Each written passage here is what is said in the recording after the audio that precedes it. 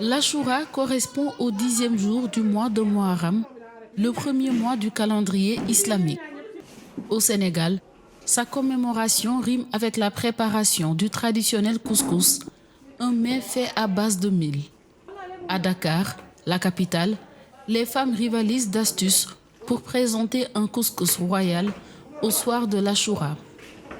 Mariatou Thiam et Aminata Thiam tiennent une entreprise familiale de restauration. En équipe, elles s'activent pour satisfaire les commandes de leur clientèle. Dans la concession, les uns s'occupent du couscous, les autres de la sauce qui l'accompagne.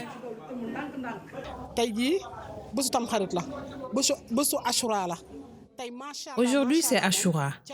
Donc, on prépare un couscous spécial et royal. C'est vrai que tous les vendredis, nous préparons du couscous, mais celui de Achoura est particulier, car nous y avons ajouté les restes de la viande de mouton de la Tabaski, ce qui lui confère un goût particulier.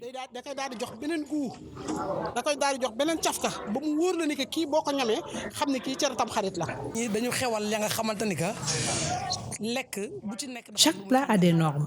Le couscous est un aliment déjà assez lourd, donc pas besoin d'y rajouter trop d'artifices pour que ça soit bon.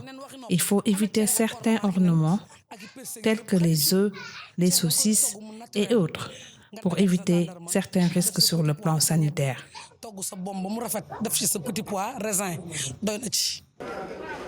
Au-delà de l'aspect festif, l'Achoura est un moment de prière et de ferveur pour les fidèles musulmans.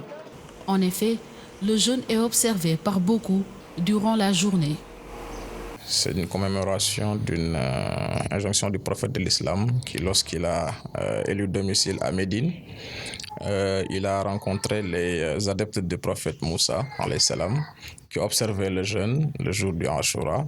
Donc il leur a posé la question à savoir quelle est la raison pour laquelle vous observez le jeûne.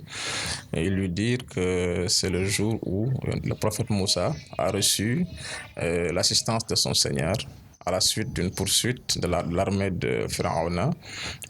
Et il a eu à scinder la mer en deux parties. Et puisque c'était une journée de victoire, nous commémorons cette journée en la jeûnant. Et le prophète de dire que nous sommes plus habilités que vous, en tant que musulmans, à jeûner cette journée-là. La fête musulmane d'Achoura a une signification différente selon les courants religieux et les pays.